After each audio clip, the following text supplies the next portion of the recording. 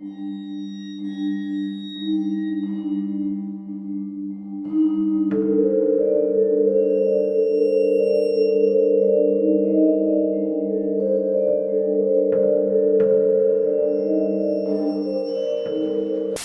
hello, and welcome to Al Dente Rigor Mortis Presents, Analog Horror Theater.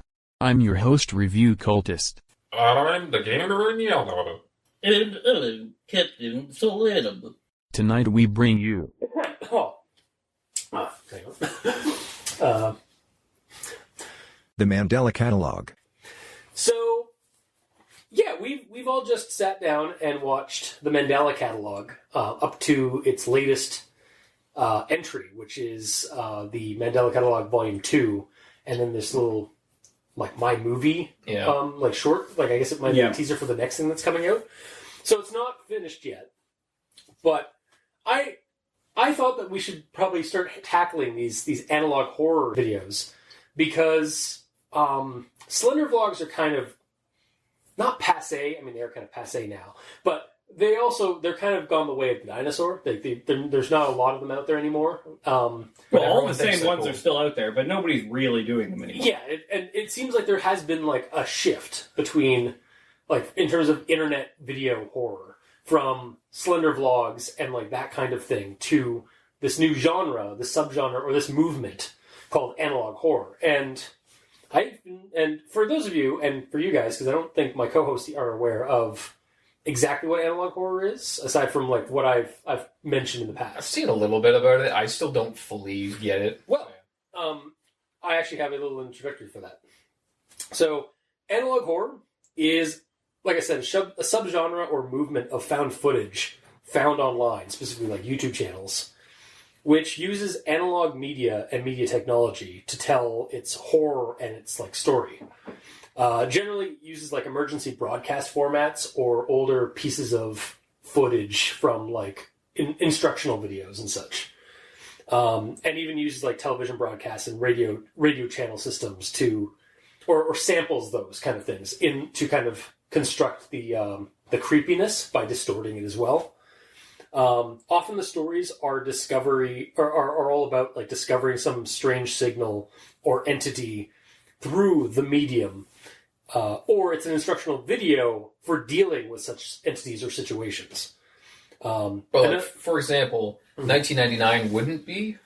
1999, I would actually, if it was done as a video series, if we actually had, like, the videos that the serial killer in that was doing, I would say that would be analog horror, because it's done in the format of analog horror. But in text format, it's not really. It's more or less just a creepypasta.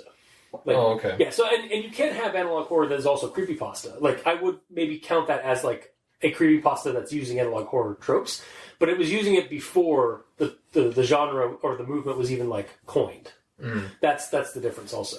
Yeah. Like, Candle Cove would 100% be classified as an analog horror, because it's about a kids show from the 70s, like H.R. Puffin stuff. I remember.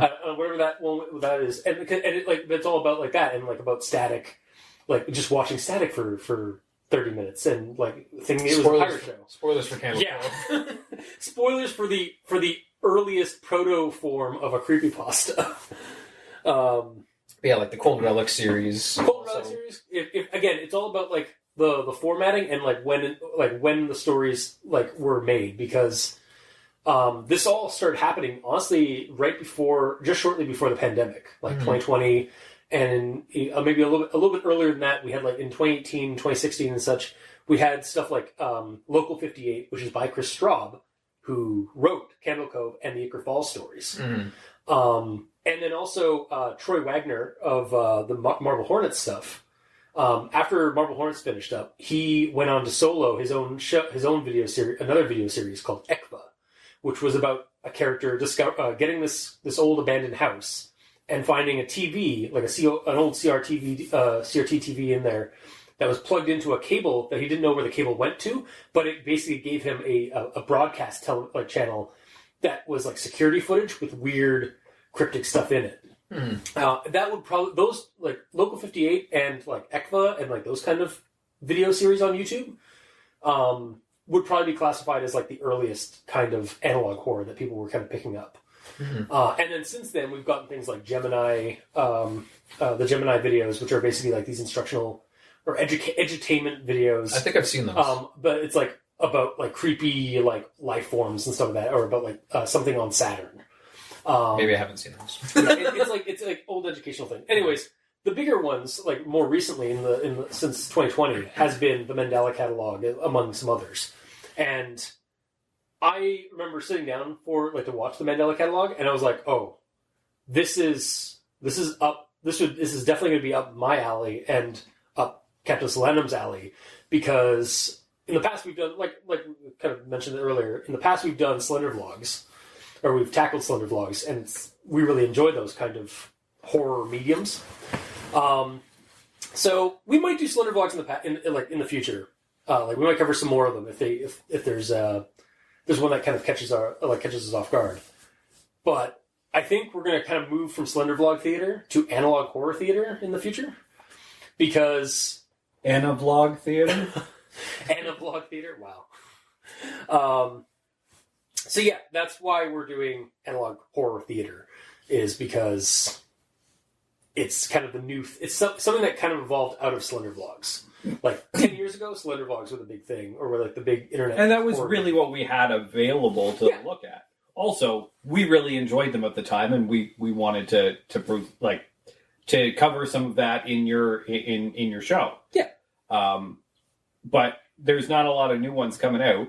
No. You don't get a lot of options for it now. And this new thing is coming out, and some of them are even by the people who are doing Slender vlogs. So let's go and tackle these things now. Because really, the analog stuff seems to be what we liked most about Slender vlogs in general. Yeah, I think I mean, the lore was still fun. Mm-hmm. Hopefully they'll cover some more lore in this one, but yeah. We were definitely getting that, like, as it went on. A little bit. Yeah, the other thing about analog horror is, like, it's all presented through not a straightforward medium. It's done through, like, abstract bits and pieces. And it's sort of like that Lost situation, like the TV show Lost, where it's like bits and pieces are handed out to you of the lore, and it's up to you to kind of figure out what's going on. There's a lot of theory crafting that it relies on from the position of the audience. Mm-hmm. And it kind of, most of it is because it's done through like these weird, spooky or like distorted instructional videos and such. And that's how they're telling the story in the world that they're relaying here. So yeah, we're covering Mandela Catalogue. Yes. It's all done through instructional videos. Now I want somebody to take and heavily edit some old Richard Simmons workout videos and turn them into a horror series. I'm so too. Yeah. I can see it. They're already pretty horrifying. Yeah. And yeah, we certainly see that in this show, like in this one, like the use of instructional videos and such, and another like anachronistic or older pieces of media. So yeah, the Mandela Catalogue. It's by Alex Kister. I believe he's 18 years old when he started this, and he started it last year. Like, it's been 9 months since the first video dropped. Nice. And he can't even drink in his own country. No. And the series has exploded, like, in huge popularity. It's I forgot to check the views on those. Oh, they're pretty big. Some of the videos have garnered over 2 to 3 million views in the last 9 months. Like, damn. It's also garnered a lot of attention because, like, YouTubers like Markiplier and Jacksepticeye, those kind of people, they've started watching the videos and reacting to them. There's also been video games that have actually popped up on like independent platforms. Like, basically, the games are kind of like Five Nights at Freddy's, where like you have to like go through different rooms of a place and like make sure like things are closed off or secured. Like, there's one. I believe I watched Jacksepticeye play it, and it was basically he's going through this entire like this house, and if a window suddenly pops open, he has to like tap it to close it, and then basically you're trying to make sure the alternates, which I'll get to in a second, make sure they don't get into your house and get you. So yeah, that's basically kind of garnered a lot of attention last year since it came out, and I guess I'll dive into my rundown of. Exactly what the Mandela Catalogue is. Once I pull up the actual file, because it closed down on me. So it's an analog horror YouTube series involving instructional videos and found footage format to tell the situation of this county and then other counties, specifically though Mandela County, where entities are converging into reality and harming and killing people. And these creatures are called alternates, and they can appear as either duplicates or mimics of people. Like if you see someone that looks exactly like you, you're supposed to like get the fuck out of the way. There's and those are called that type is called doppelgangers. There's also another type that I believe is called redacted, and it's basically the proportions. They look like people, but the proportions are all wrong and grotesque or like biologically impossible. Yes, biologically impossible. That's what it says. Yeah, and then there's another type, but it's like again like it was. Yeah, there's doppelgangers. There was the redacted. And there's one where it just had a whole bunch, like their faces were skewed and Yeah. Or just blank faces. Yeah, like Slender Man kind of like like if there was like Slender Men or Slender People, like where they just have no face, or like where their face is completely void, or like dark, like just a complete black except for the eyes, like almost like a video game glitch. Yeah, where the face is missing except for the eyes. Mm-hmm. Slender people. We prefer to be called wiry. I apologize. So yeah, those are the kind of the descriptors of these creatures, these entities.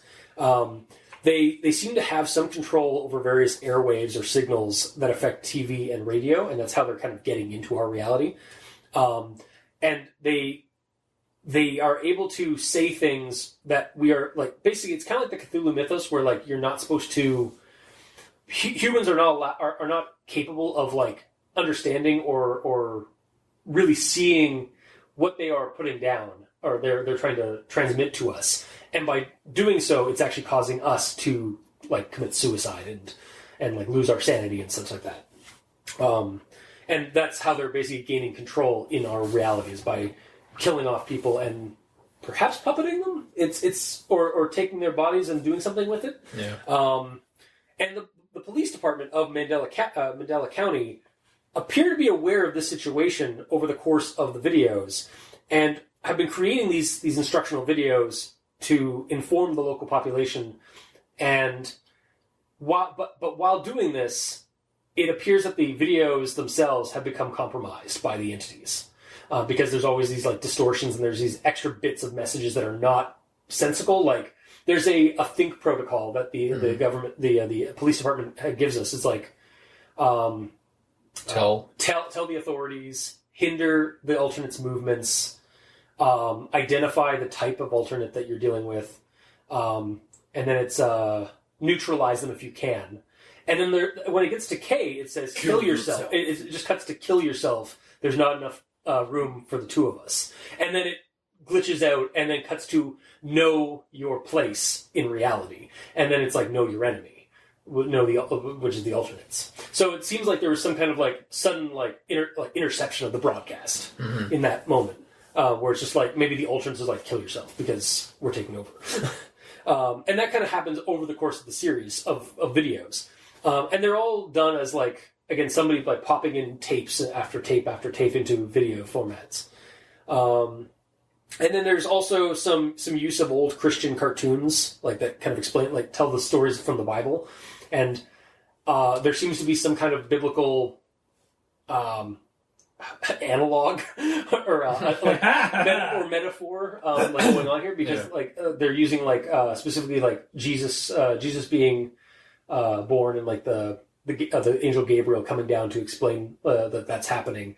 But then the angel is redacted, like it's got a black bar over its face, or when it does appear and it like has like a distorted voice, it knows our fear, like it knows humanity, it knows our desires and our fears, and then it like distorts into this weird, creepy, happy face that's like uncanny. Like big cartoon eyes. Yeah, big cartoon eyes, but it's like wrong. Like it's all wrong.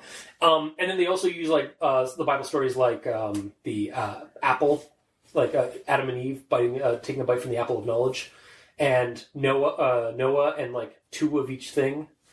So there's like hints of that kind of stuff, and I'll go into it in my actual thoughts of what I think that represents in the story, and what other people have theorized. Because I actually, before this recording, I went and did a bit of a deep dive of some other videos that other people were theorizing about what's going on with the Mandela Catalogue. And the last thing that kind of these videos do is like we do get some examples of victims of these people. Like that's kind of the found footage element of it. Like guy named Caesar tells his buddy Mark to come over because Caesar's mom like screamed and then like fell to the ground, and like he's taking her to the hospital because she's not responding. And if Mark could just come over to the house and turn on the cameras because that they put on when they got robbed the one time, and Mark agrees, but then it seems like Caesar was perhaps already an alternate and was luring Mark back to the house, so that he could get influenced by the system. That's kind of what I got from it, and what a lot of people have gotten from that situation. Yeah. So, and then like basically the creature followed Mark back home, and then like basically because he didn't seem particularly panicked about what happened to his mother. No, yeah, and then at the very end of it, like he's like, "Thanks, man," and then like it kind of cut out and like distorted, and then suddenly Caesar's face was like the creepy face. Yeah. So like that was sort of a play on like, oh, he's already been taken, like he's already been body snatched. Basically, it's kind of what another element of this series is like body snatching and such. Mm-hmm. And then so those are the first two victims from Volume 1 of the catalog, and then I like how they're referred to as victims, not characters. Yeah, because because they die. Yeah, and there's other victims in it, and again like that's part of the found footage format. And then in Volume 2 of the catalog of the Mandela Catalogue, there's a lot more of a straightforward, like whereas the previous season or Volume 1 was like very like just giving us all the information through these instructional videos, and then like. And jumping around through different topics through the videos, yeah. And that was set in the 1990s. 1992. Yeah, in 1992. September the 13th, 1992. Oh, yes. A very important date. Yes. For no reason. Yeah, for no reason whatsoever.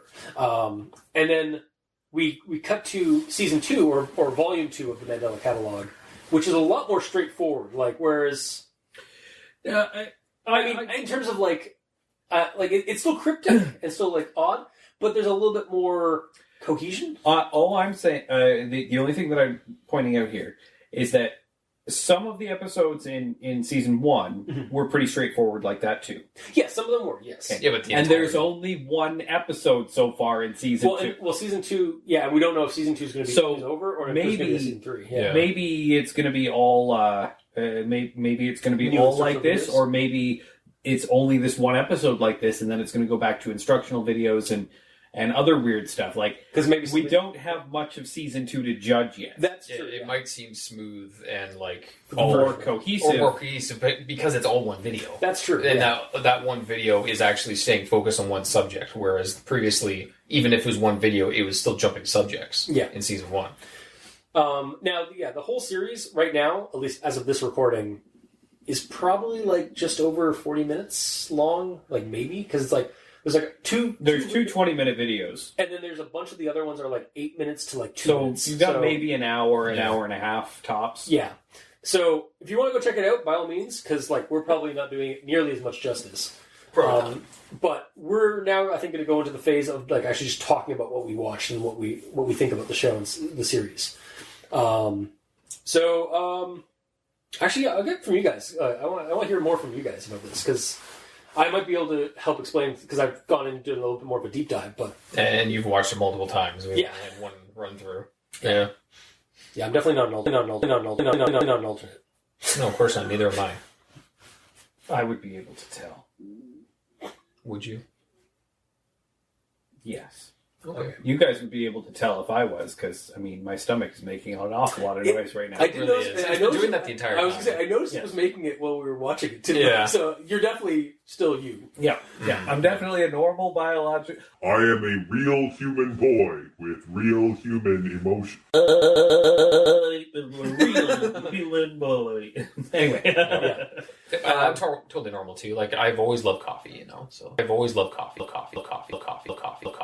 So Yeah, that's always been a thing. So Candace Linham, what was your first take of this series? As an overall, I like it. It harkens back to a lot of the Slender vlogs that we've watched previously. I do really enjoy some of the it's got a very to the arc feel for those of the audience who are familiar with Marble Hornets.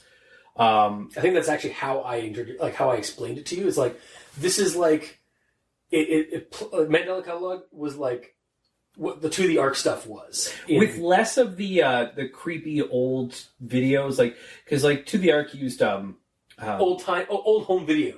Well, no, but also some of those creepy stock clips that you see in other things of like a fly just walking around on food, or like maggots on rotting food, or or random gross stuff just done in an older style video, because there was a fair bit of that into the Arc. Yeah. This doesn't really seem to use any of that so far. No, yeah.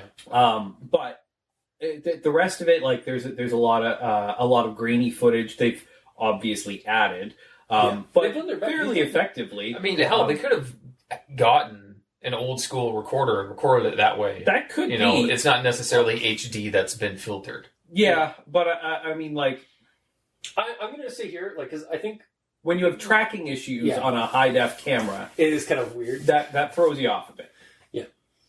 Wait, because in the later stuff, was there tracking issues in the later stuff? I don't know. Might be There putting was- together in my head. I think you There were. was some digital digital artifacting, I think, in the later stuff, but in the older stuff there was a consistency of like static bars or like some lines around it.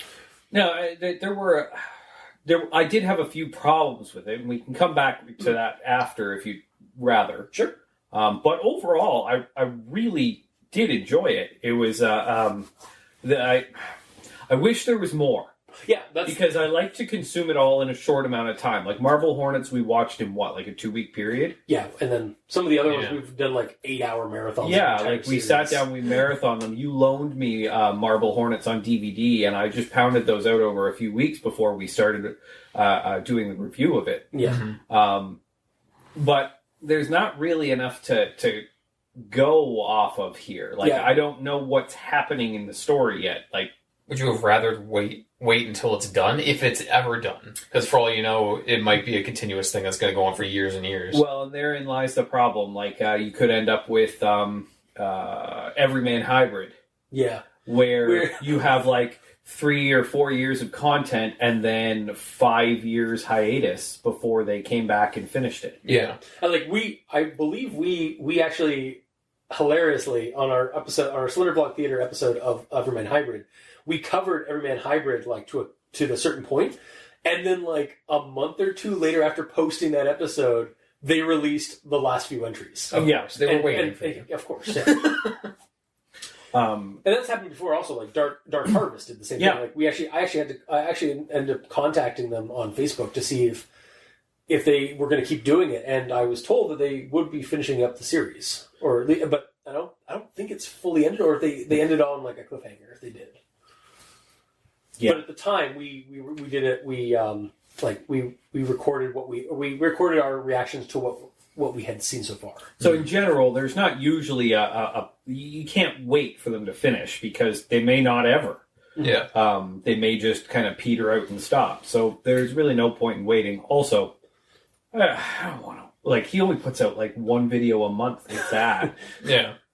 Also, like, if you're trying to stockpile, like I have a hard time not watching The Mandalorian for a month so that I can binge watch 4 episodes, get a whole hour and a half of watching in one sitting. Yeah.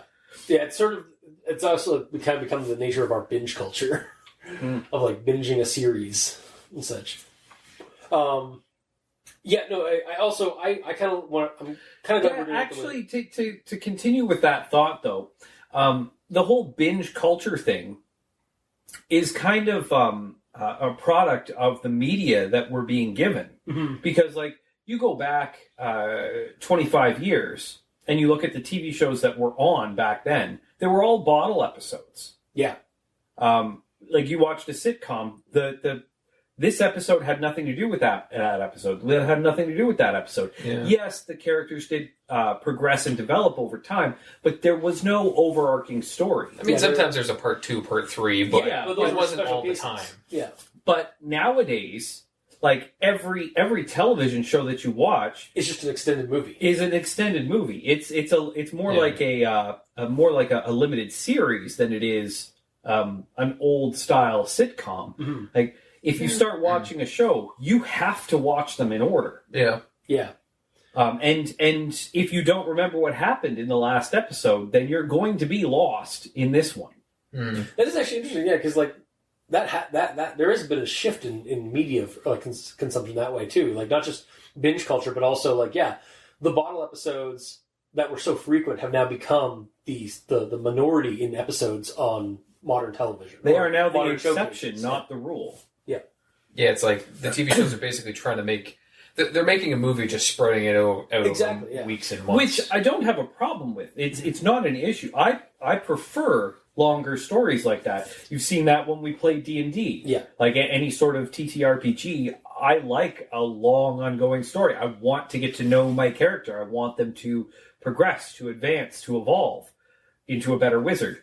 Of course. But... Or gunslinger occasionally. Or a gunslinger occasionally. Mm-hmm. Who knows? He might become a wizard yet. That's true. He does have like a blood sigil thing on his hand or something. Yeah. Anyways, unrelated.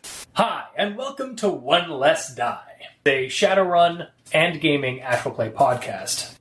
But that's kind of the way that our media has changed. Like, there is... It's necessary to consume your media in that manner now, because it'd be like trying to read Lord of the Rings one chapter at a time and taking a month break in between each chapter. Like, that is a long, complicated reading, and if you don't power through it, you're not going to remember what you read last time, because some of it is really fucking boring. Some of it's very dry. It is dry. I mean, I love Lord of the Rings. Like, there is no arguing that. Like, Lord of the Rings is one of the best books I've ever read, but it is difficult to follow. Mm-hmm.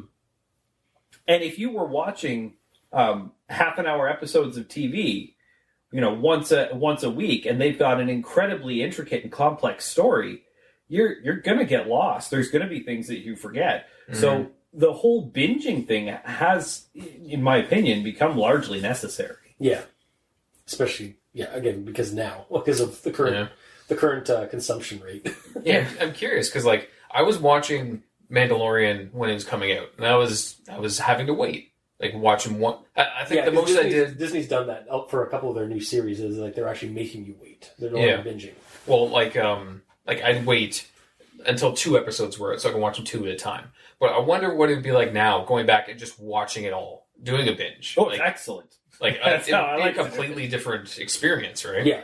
Well, because again, like I remember, this is completely off topic to the Mandela Catalogue, but Sorry, guys. no, but like I remember like as a kid, like watching Saturday morning cartoons or watching like not even Saturday morning cartoons, weekday cartoons like Monster Rancher that Fox would broadcast, and like every day in the morning I'd watch an episode and like wait for the next one because I love that show. Yeah. And like the next week they jump back a couple of episodes and then keep going. It was because they didn't have they don't have all of them. Oh, so they were buffering. They buffer it, but in buffering it, they rerun a couple of episodes that I'd already watched. And it kind of felt like I was catching up from what I previously watched. And like I think about that now, like I remember being aggravated about it, but like it was just the way things were. And I like now it's like I wouldn't put up with that shit at all. Yeah. I'd wait till I get the entire collection and then just binge it. Mm-hmm. Wait till it comes out on DVD, buy the box set, and then watch. Yeah. Yeah. And again, I think What's also the difference? You can do that now. You can't do that as a kid. Yeah, as a kid, you're stuck with that. And like in the '90s, that was also like even like with the '90s and like the limitations of the time, that was also the case. Like it wasn't just being a kid, but also like that stuff. Collections weren't as big a thing as they are now. Mm-hmm. And I think that's I say that, but I saw a number of ads for like the VHS box sets that were like this huge. I'm pantomiming something on a podcast, but yeah, like you had your arm stretched. It didn't happen for everything though. Like I mean, you go back to the Drew Carey Show, fantastic TV show, went on for I don't even know how many seasons. Yeah, you cannot get that series on a box set. Oh, really? Yeah. They made they re-released a DVD box set for season 1, and that's it. Wow, that's weird.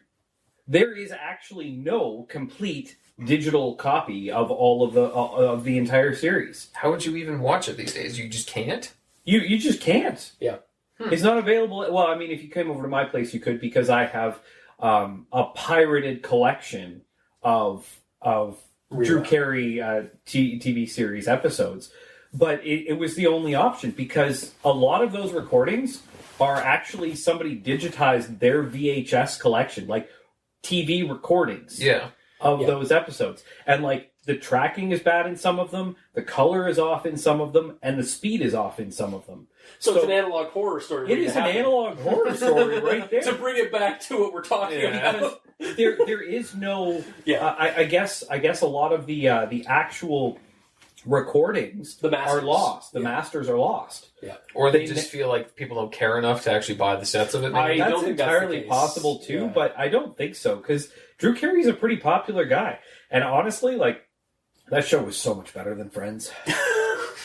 Ooh, okay, before we get too much hate mail, let's get back to Mandalorian. Yeah, all five. So the Mandalorian. So the Mandalorian catalog. Yeah. Back to the Mandela Catalog. Mandalorian catalog. Yeah. That's where he gets his armor. Yeah. It's like the Sears catalog. So let's get focused again. So I would like to apologize to our listeners, because it's been a hot 2 years since any of us have hung out and done this show in meat space. Yeah. So yeah, you'll forgive us if we're a little chatty. A little rusty. Yeah.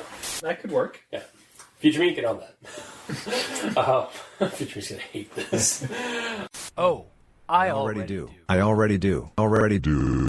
Okay, so yeah, basically we can't wait for or we can't. It kind of sucks that we have to wait for more content, but I feel honestly like I'm glad we're doing this talk now, because, well, first off, we're striking when the iron's hot, because it's in the current like minds of a bunch of people in the horror community and such, and people listening to our podcast, but also because like we just discovered it and it's like I want to talk about it, like what we've seen so far, because I like Captain Solanum, I was very interested in this, and very interested in this idea of like analog horror.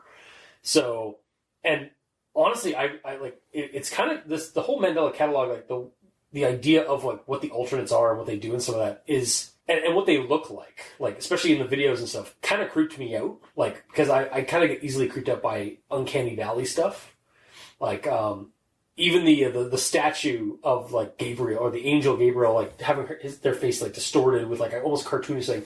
It's kind of funny, but at the same time, it still like gave me a bit of a like shock or weirdness, like kind of just squeaked me out a little bit. And even some of the other things like the shadow face, like where there's no face except for eyes, like that's creepy to me. Yeah.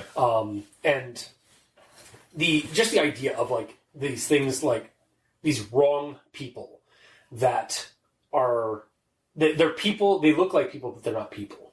Like there's something else. It's like the I guess fear of the other, or the stranger, or like Uncanny Valley and like body snatching sort of thing. And it's a really cool idea for a tabletop game. It is, and we'll get into that. Like, because again, it was this. Stay tuned for our next podcast. Hi, and welcome to One Less. Honestly, we were talking earlier. It's like how this was like we have to wait, and like there's probably gonna be more for Volume 2, or even like maybe there'll be a Volume 3. So I guess this episode could potentially be our discussion of the Mandela Catalog Volume 1. Yeah, where we and then we might have to have a follow-up episode where we discuss about the rest of it. Yeah. So yeah, we'll have to see. 5 years down the line. Yeah. Depends on how many. Yeah, we don't know how long. I mean, he's currently hard at work at the next entries and stuff. So for sure, yeah. So is there anything else about the Mandela Catalog like that struck you, Captain Slim? Well, there's some details that are. Okay, so in one of the first videos, they go over how to recognize and what to do in case of this. Yeah. One of the first things they mention is to lock your doors and to have access to a loaded firearm. Yeah. Or ranged weapon. Yeah. Okay. And then they go on to talk about what the threat is and basically how it's like TVs and stuff like that. Yeah. What the fuck is your firearm gonna do? Why are you supposed to have a gun for this threat? So I think because this is like from the early suicide. I mean, well, I think what this series shows is the inaccuracies, or not the inaccuracies. What's the word I'm looking for? It's like the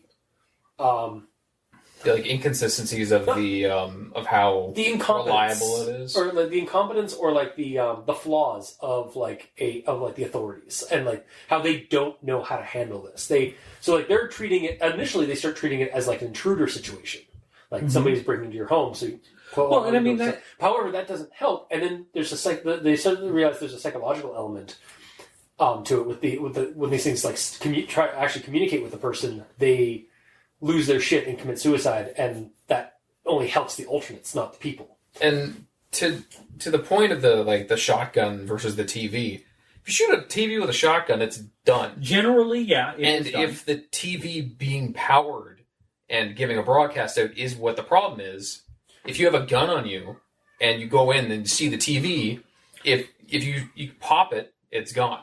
Compared to not being able to do that and it's still playing. There was a general mandate put out by the government for the destruction of televisions and mirrors. Way after that. At the end of the series, or at the end of season 1, which I think basically what we're seeing was like I hate to get this again concurrent with like current things, is like we're basically seeing a disaster situation. And the authorities fumbling through all the different like things, like, all right, try and see if this fixes it. No, shit. Try and fix it. Oh, fuck, this isn't working. Put this in. Like, again, like, not to get too, like, thing with COVID and stuff like that, but that's kind of what happened with that, is like, we didn't know initially how to deal with this. Everybody mask up. Masks aren't enough? Okay, let's make everybody stay home. That's not enough? Okay, let's... Exactly. It's that kind of situation. Like, and that's what this is sort of simulating. And by the end, we get the mandate of, like, just get rid of your notice it was analog TVs and mirrors, not necessarily high-def, like, digital TVs and stuff like that. That stuff wasn't... Well, it was in the 90s. Oh, you're right. Yeah, you're absolutely right. It was... you're right. It was in the 90s. It wasn't specifically targeting tube TVs. Not yet. Yeah, it wasn't. Yeah, it might have just been, like, any kind of broadcasting equipment. Yeah. And again, we see in the videos, like, the videos are already compromised because they're... that's how these things are apparently affecting us. Mm-hmm. It's almost got a bit of a Pulse angle, like the movie Pulse, where like the ghost dimension is like hacking into like cell phones and like our electronics to get to affect us.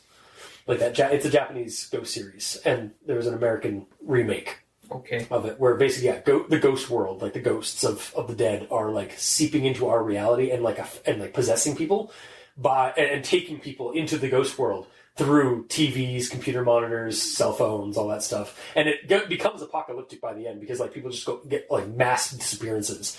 Like there's a scene where like a plane just falls out of the sky because everybody got affected by it because of the chair televisions on the airplane. Oh yeah. So yeah, it's all. What's that called? It's called Pulse. Oh okay. Yeah. But it's kind of got that kind of a vibe too, like where like there's techno spirits or like there's spirits that are affecting us through the digital world or through like signals and technology. Yeah. Yes, Captain Sawyer? I mean, beyond that, like I am genuinely curious. There's lots of things that I want to know, which I can unfortunately only get the information from more content, which doesn't exist yet. Yeah. I did have a couple of minor issues, such as in Volume 2 when the kids were having trouble with their car. Yeah. And they're talking about getting somebody to come jumpstart it, and it's a problem because you reacted so viscerally when we like pause, and like that. That's not a thing because the sounds were all wrong. Like you could hear them trying to start the car, and the starter is working. It's clearly working, so there's no problem with the battery. Jump starting the car will do nothing. That is nothing. It's probably they literally ran out of gas. Yeah. And I did argue that they're kids and they probably don't know any better. Yeah. Yes. And I suppose. Yeah. But yes, I totally agree with you. Yeah, that was a pretty funny like reaction you had to that. It's like, well, like they're dumb teenagers like doing this stuff. So it's like maybe and again, like they do kind of come off like the characters themselves were very like teen. Dopey. There's also a huge time jump between season 1 and season 2. There is, yeah. So 1992 to 2009. In that time, I'm sure there have been lots of discoveries and additional information that's been given out, of which we are given none. Yet. And maybe again, that's a yet thing. Yeah. They may give us much more, but we don't know what the new rules are. Yeah, there aren't necessarily new rules. Like, yes, it's a long period of time, but it's some weird anomalous creature situation going on. They may have not actually learned anything after all that time. Yeah, which is maybe just new ways to avoid it, but not necessarily facts about it. Well, okay, yeah, fair, but. The term alternate is commonplace enough that that the two main characters for Volume 2 are aware of it. Yes. And even the person who calls to assist with the cat is aware of it. Yes. Yeah, she's aware. It's not an alternate. It's just, I think it's my cat's disembodied soul. Yeah.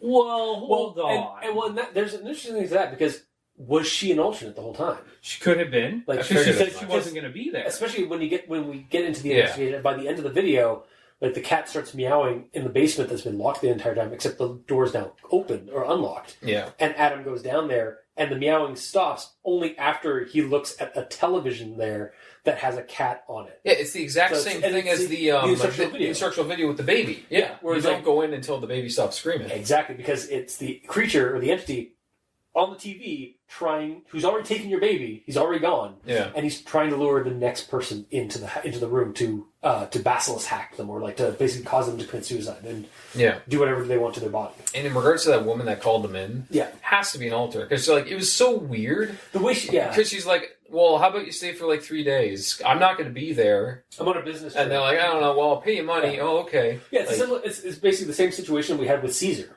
In Volume 1, where Mark, Caesar asked Mark to go there, and he was kind of acting kind of funny and very not distressed by his mom being taken or by being hurt and having to be rushed to the hospital. I'm gonna say this: neither of them were distressed. Not even the friend. The friend was just like, okay.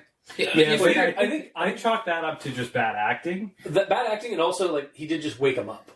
So I don't know if it's acting or the script because I feel like he would be saying well, what happened? Is your mom okay? Yeah. Well, that's exactly it.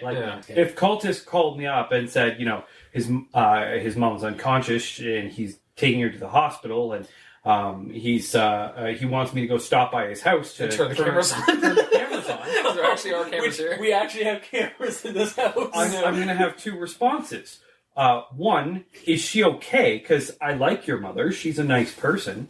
And B, how the fuck do I turn on your cameras? Because they're not my security cameras. Yeah. And you don't tell random people how to work your security system. That is a bit of a plot hole. How did Mark know about why wasn't Mark asking more questions or did he know about how about the security camera systems? Well, because he said. Because I know that you have a security system here. Yeah, I don't even know how to be fair, I don't even know how these fucking things turn on. Yeah, right. And even if you did, would you tell me how to do it? I would probably if I need you to turn them on or something like that, I would explain it on the phone if I wasn't an alternate. No, but I mean, would I know that ahead of time? Would you oh yeah, my dad just put in this security system. This is how you work it. Yeah. It just why would you ever have to work for the security of your home? Yeah. Why are you giving away how it works? Yeah, that's true. I mean, don't get me wrong. I think you probably trust me enough that it wouldn't really be an issue. Nor would I care to come break into your house. You don't have anything particularly that I'm desperate to have. There are so many guitars here. There are. I have a guitar. It's not important.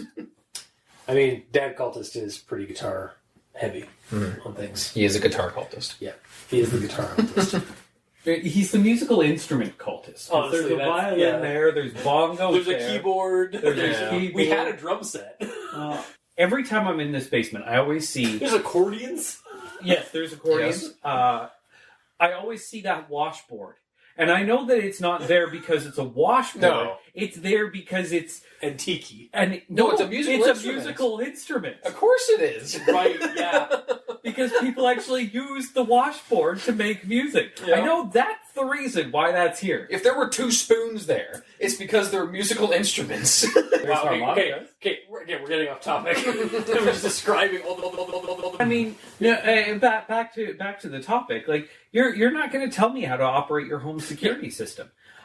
So, also, why was it turned off? Yeah, that's strange. Now, again, I'm sure that the reason behind that is because, well, I'm not sure of it, but I suspect the reason behind it is because Caesar's an alternate. Yeah. But expecting your friend to know how to operate all these things is questionable. Yeah, at face value, it's a pretty weak, excuse to lure somebody into your More house. Important. Why wasn't his friend more concerned about his mother? Yeah. That's all that has to be added in there to make that a little bit more believable. Yeah. And now that you're pointing out, like, personally, I just chalked it up to, like, he just woke Mark up. So, like, Mark's not thinking on all cylinders. No, but that's one of those things that would jumpstart. Like, I mean, you call me because your mom's not well. Mm-hmm. Immediately, as soon as I hear that, that's going to wake me the fuck up. Yeah. Mm-hmm. Oh shit. So yeah, and even if somebody called me and asked them, like, oh shit, is your mom okay? What the hell happened? What the? Yeah. I'd be asking my response would be, do you need me to drive? Yeah, exactly.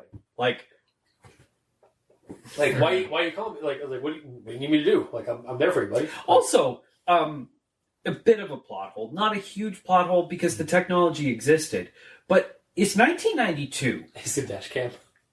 Well, okay, the dash cam for one, but for two, cell phone technology.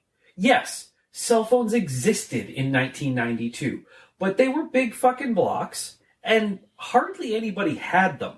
Where was the cell phone brought up that you have to bring this up? Caesar was driving when he was on the phone. Because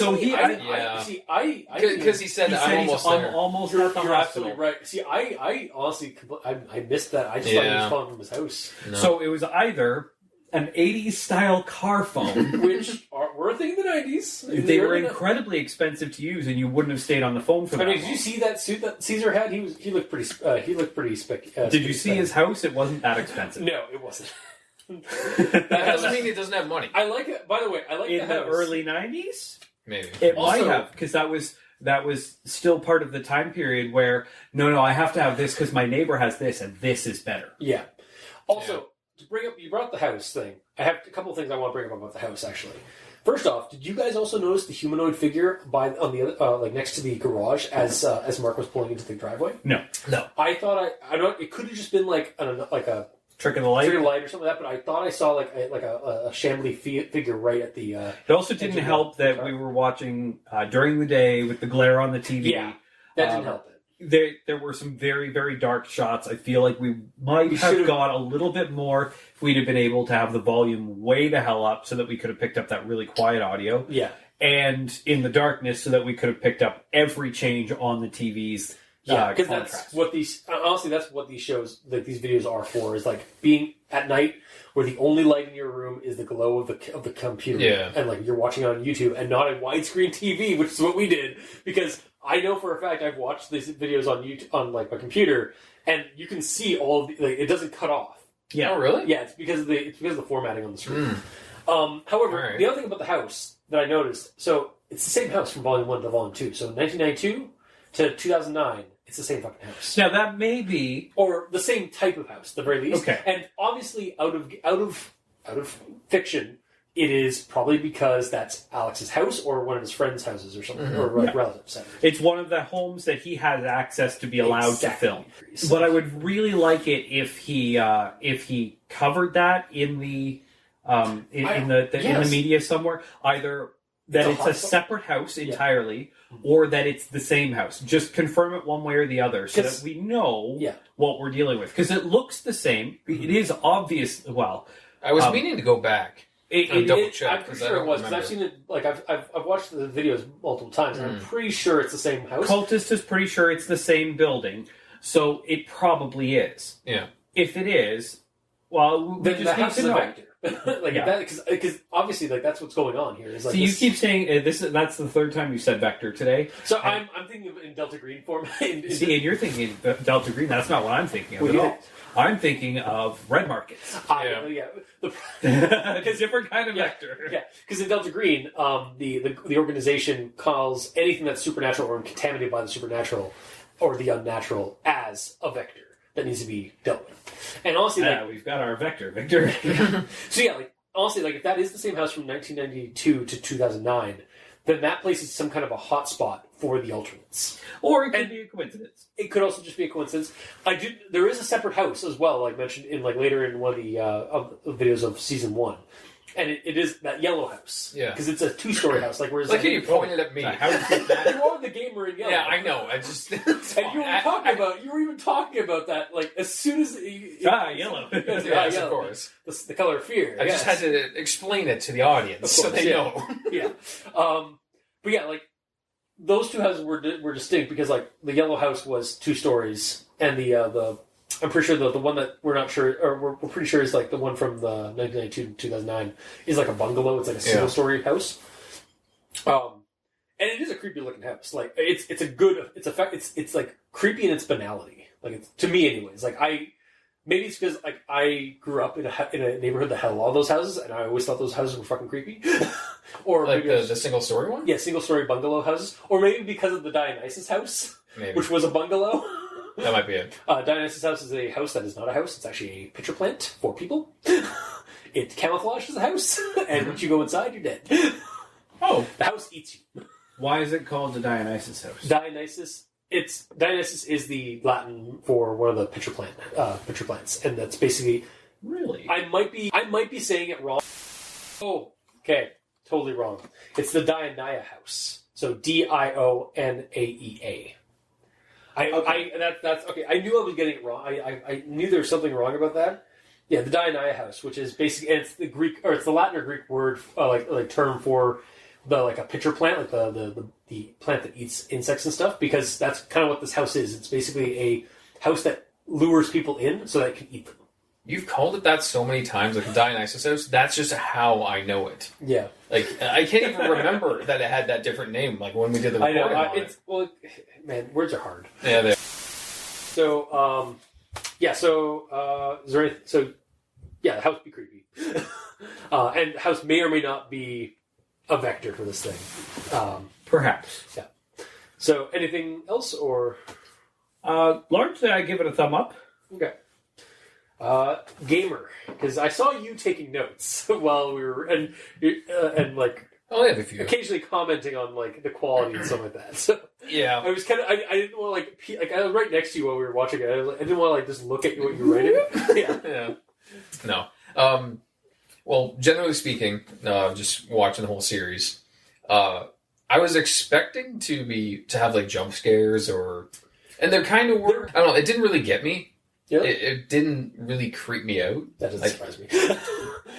Yes. Yeah. Yes. Because this could be like, what was the movie? Paranormal Activity, the first one. Mm-hmm. Where, because I actually loved the first one because of they followed the rules of escalation. Yes.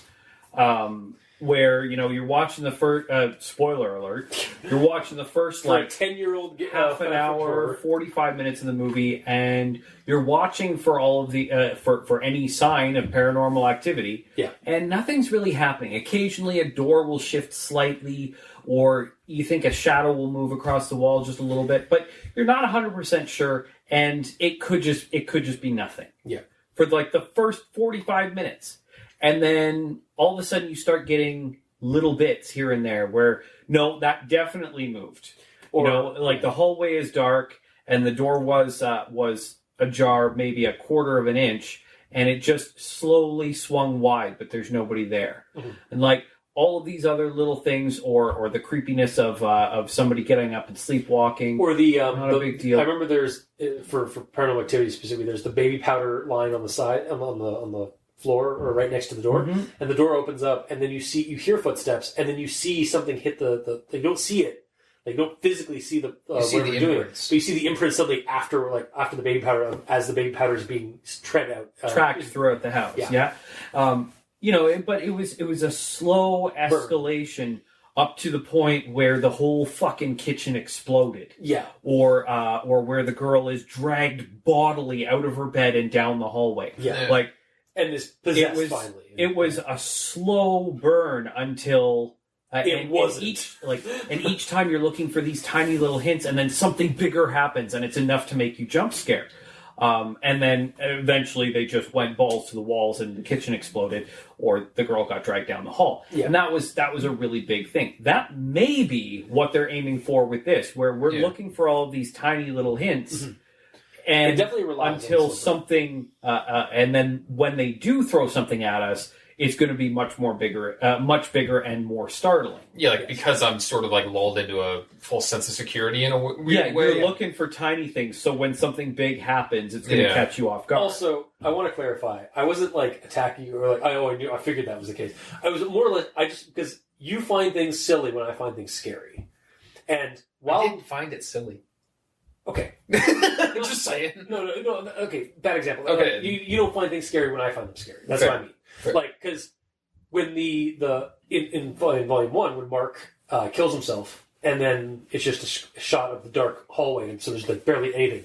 But then you hear the footsteps, and they're oh, and suddenly that face is just right up in the grill of the camera. Mm-hmm. That rush up to the hall, and then the face suddenly appearing. And there's multiple occasions over this in these videos where a distorted face suddenly pops up on the screen. That always gives me goosebumps. Yeah. So it might be more of a personal how I get creeped out versus how you get creeped out. We're wired differently. Yeah, exactly. That's what I mean. Yeah. For me, it would it'd be scarier if it was found footage specifically, even in that spot.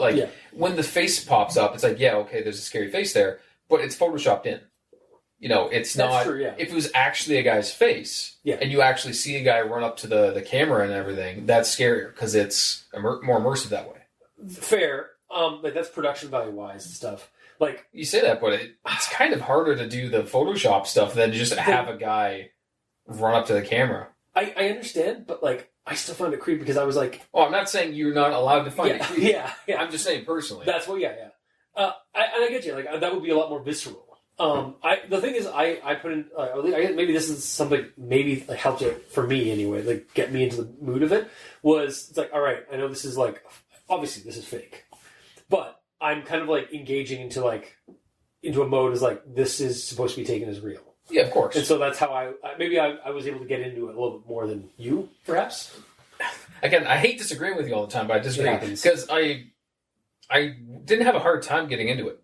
Okay. Honestly, because it described the world very well. It's just okay, well, there's these weird things going on, and everyone knows about it, and the characters are acting like they all know that all this is going on, and I believe that. Yeah, that wasn't the problem. The problem was just the execution of the scares, because it was all done with just flashing a picture on the screen, basically. It just didn't get me as much. Okay. And some of the time it didn't get me as much because it was jarring in a weird way, and not in a scary way, in a technically correct or incorrect way in regards to the fidelity of it. Okay. Because if it's an old, most of it is in regards to videos or pictures, it's grainy, old school stuff. And then a good example is the one where it's showing the guy taking a picture every 5 minutes of the hallway. Yeah. Right? Take picture, it's black. Picture, there's eyes there. Picture, there's a face there. The face is way more crisp than anything else. Yeah. So for me, it's that's clearly photoshopped.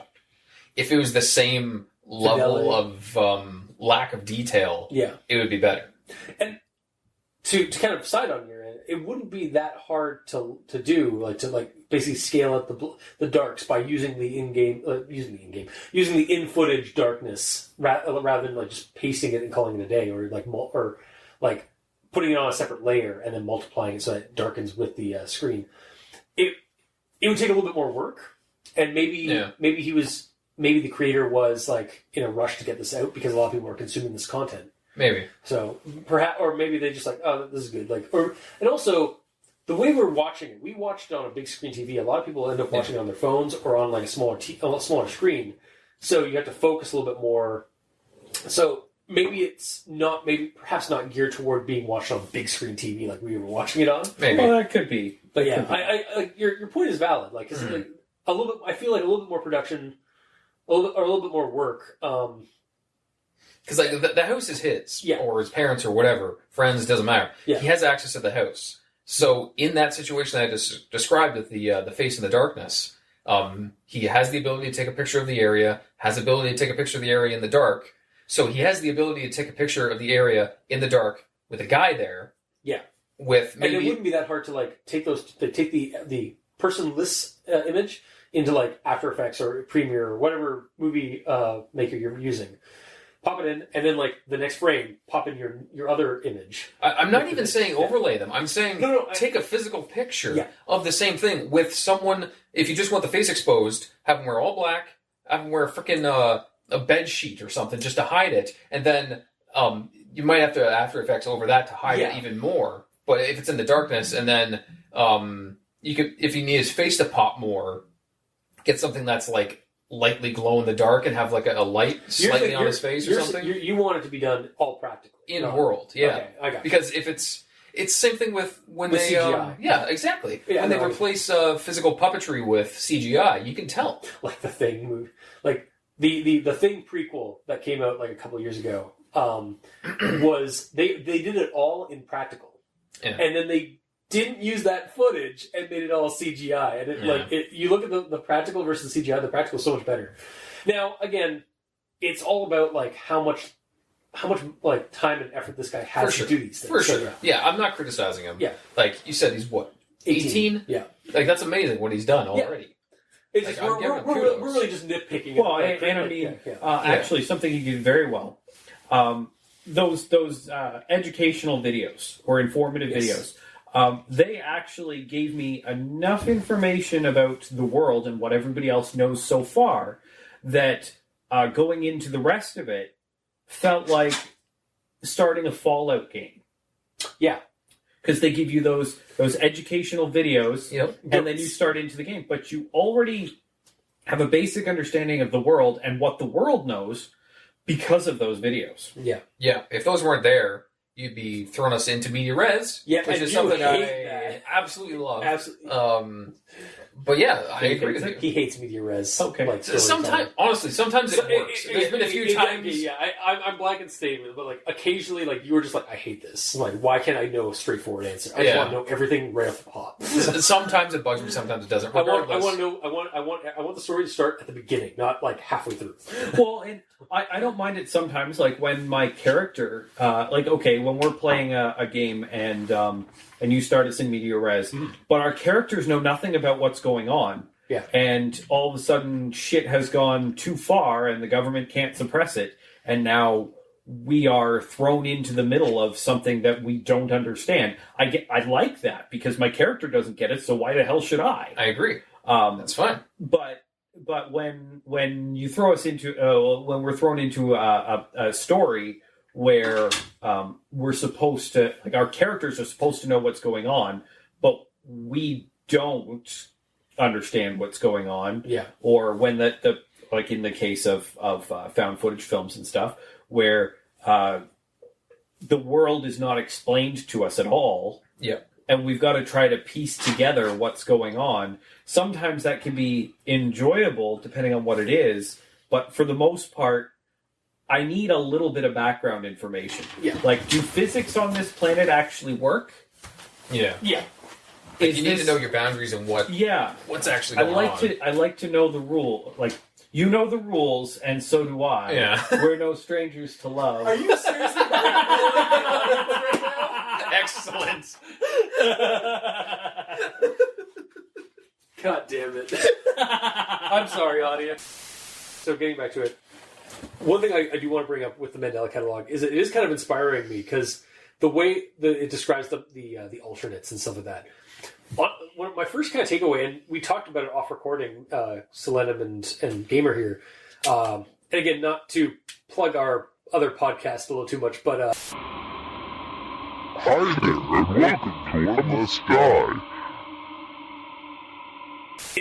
the alternates really reminded me of some of the spirits and how they possess people in Shadowrun. Mm-hmm. Like we've been playing a lot of Shadowrun over at One Less Die, and I've read up on like some of the and really antagonistic and outer like entities that are from like the metaplanes, and like the shadow spirits, the Shadim, and even the bug spirits, like the way they manipulate people in our reality, and then like go into possession of the body and stuff. And you were bringing up, it morphs it can morph the actual appearance of the host as well. And yeah, no, I'm totally with you there. It makes for a really intriguing concept. Yeah. So like I would be definitely down to run a Shadowrun game where we use the spirits and stuff like that from that and actually kind of treat it a little bit like Mandela Catalogue, where like you guys are your runner characters are actually like investigating a series of murders or suicides and killings in a county or even in one town, and you guys are basically trying to get ahead of the curve. Your organization or your whoever's like whoever's actually like funding everything, funding your stuff or like guiding you and stuff is just trying to get ahead of the curve and like sending you guys out to deal with the situation and like have to like and then you have to deal with alternates or like or you have to prevent an alternate from an alternate incursion. Like I could definitely see that happening in one of the towns in the Maple Moose County setting I've done, and that people have probably heard if they've listened to our show and listened to our Plot Growers episodes. Where like, or it could even be the whole county itself, or just one of the towns in the county where you guys are like dealing with stuff in there. Because yeah, like you said, like the way the spirits act in that game in Shadowrun, the mechanic wise and stuff like that. Yeah, they have to break down your will in order to actually fully possess you, and that's kind of what the alternates do. Is they wait until your vessel is empty, yeah, or have a specially prepared vessel in order to take it over. Because that is one of the big theories that people have speculated with the Mandela Catalogue is that the alternates are actually just demons from the Bible. Like because that's okay. So another thing that the story uses, like I said earlier, like way earlier, that like the story has a lot of like uses biblical like cartoons and stuff. Mm-hmm. I don't know about either of you guys, but I found those like I always find those kind of creepy when they're used because of just. This might just be a personal preference. Ever since I was a kid, some of my more religious relatives have had those videos, like not just VeggieTales, but other ones and stuff like that. And I've always found those things a little too like culty or unnerving. Yeah, and I mean, because the cultist is saying that. That is weird. That is very weird. But like, it kind of comes off a little like creepy. Like, and like, I don't know if it's maybe just my perspective on it. Because I'm sure, I'm sure when they made that, it's like supposed to be more of like a happy thing and reassuring thing. And honestly, the cartoons back in the days that those were made were a hell of a lot creepier. Yeah. Like, again, look at Puff and stuff, or like from the 70s. Like, yeah, like old cartoons are creepy as hell. Yeah, I think it's just like so. I think it's more of a product of the time. Yeah, but it's still like it was used in a good effect for me anyway. Again, like helped me like get into the scares and spooks of this story of this situation because like I find those cartoons already creepy. When they're used, and when they're twisted even more, it's just like, okay, there we go. All my fears are justified because something's being used as a creepy thing. Yeah, yeah. That might just be my own. Again, that's more of a personal bias on that because I've always found those kind of cartoons creepy. Yeah. But yeah, the use of the Bible like analogs, and again, like with the biblical analogs in the story, the Noah, they use Noah, and like they show like two of every creature and stuff like that. And stuff. Well, that's kind of fits the bill for the alternates. Like there's two of either person because the doppelganger types, right? Yeah. And then the use, actually in Volume 2, they use part of a cartoon for describing like Adam and Eve and like taking a bite of the apple, and Adam like taking a bite's like, well, I liked it, but now I feel scared. And it's kind of like the whole tree of knowledge thing. That story was like we gained that knowledge, but now we can't take it back.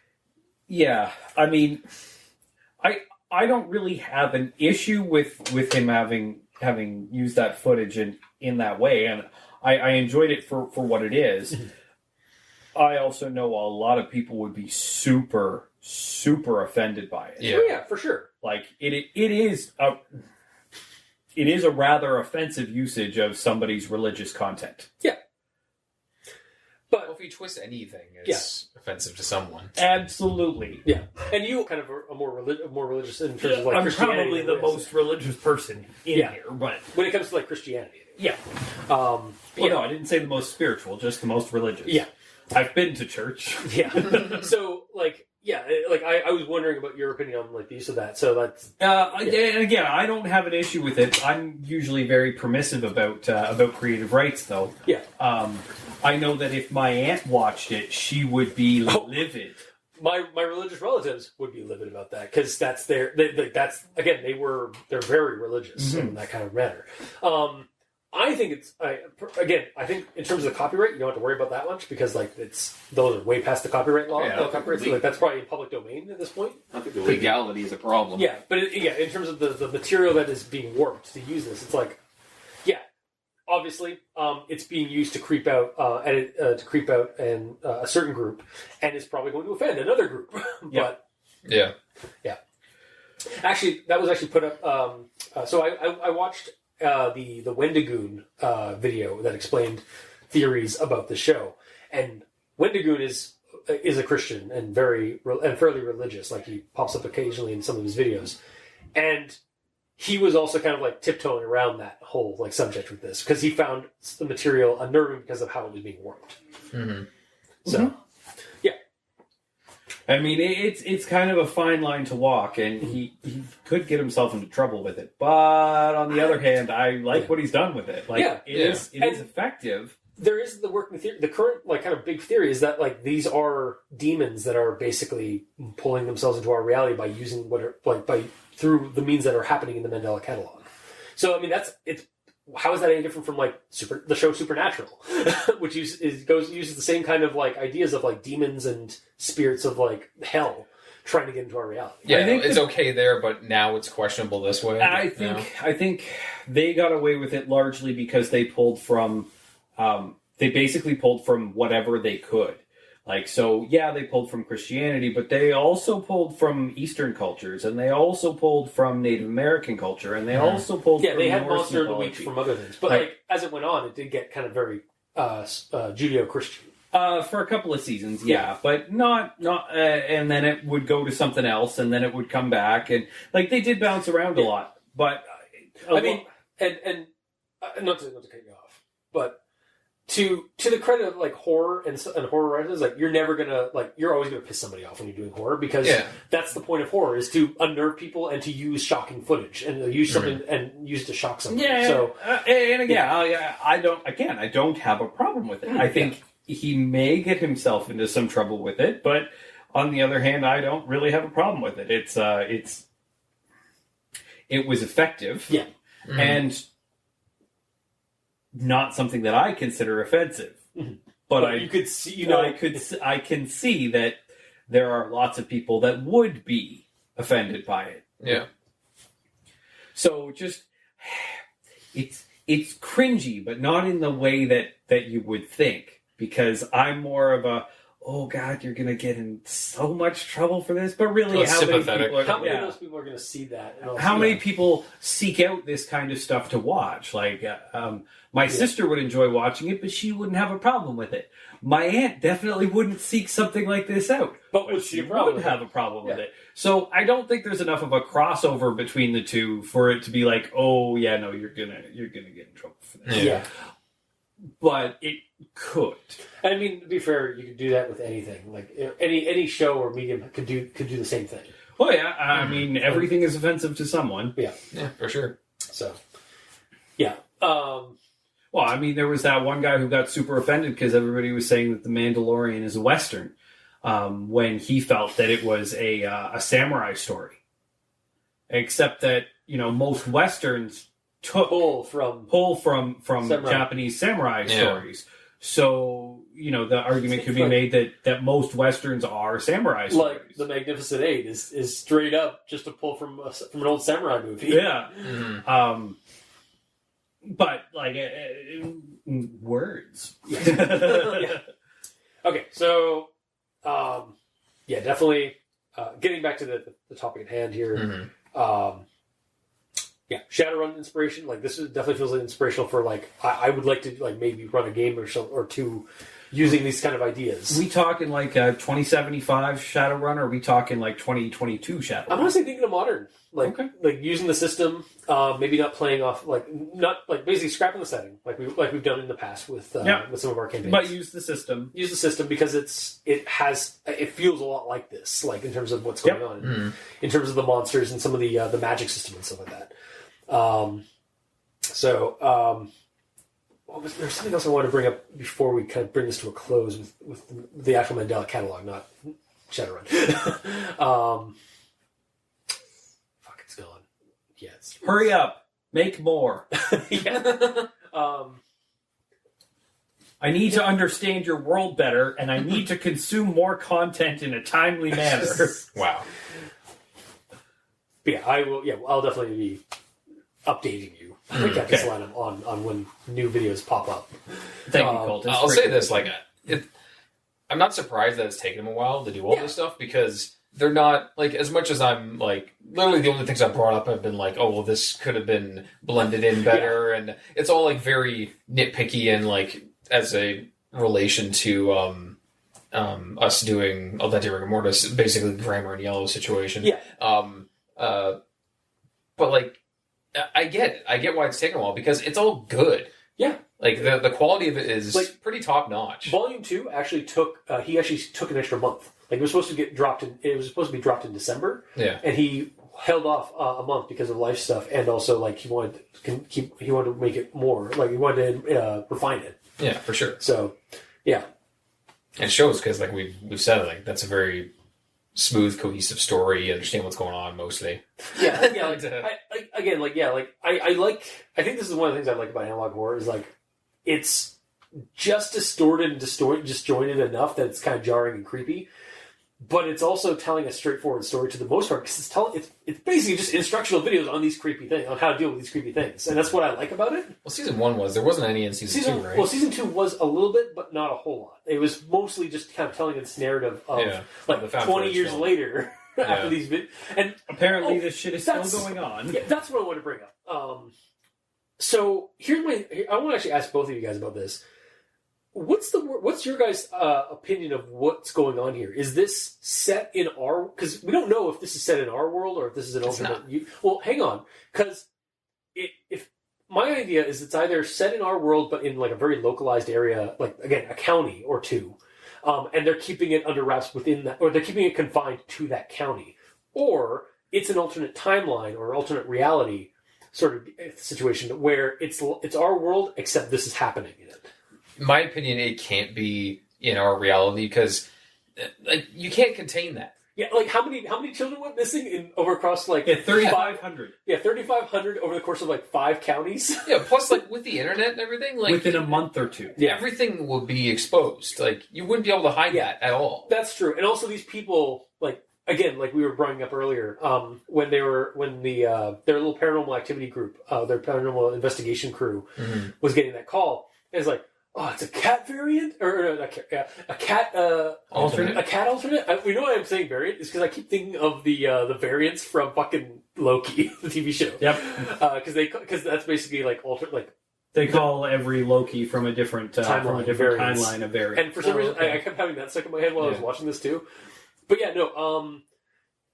Like when she's like, oh, I don't think it's a cat alternate or anything. Like so, like they know about alternates like. Even 20 years later, so like there's definitely and everybody knows about them. Yeah, it's common knowledge, and they're and they even talking when we get the like the camera in the back of the car, and they're talking they're talking on their drive, and it's like, do you think it's a war on alternates, like some secret conspiracy man? Like they're talking about like conspiracy stuff, and like it almost semes like it's common knowledge. 100% is, and like I could take it personally. Like what my first get to is like, well, maybe it's just isolated to these few couple of counties, or it is an alternate reality. It may be common knowledge, but it also seems to be taken about as seriously as psychics or the reptoids. Well, no, a little more serious than that, but taken about as serious as spiritualism or psychics or things or like ghost that, hunting, or ghost hunting in our real world. Yeah, like. Yeah, there are some people who believe in it. There are some people who believe that it's possible, but they believe that 99% of the ones out there are just shysters and and shady, and there are the people who are like, no, that's 100% bullshit. Yeah.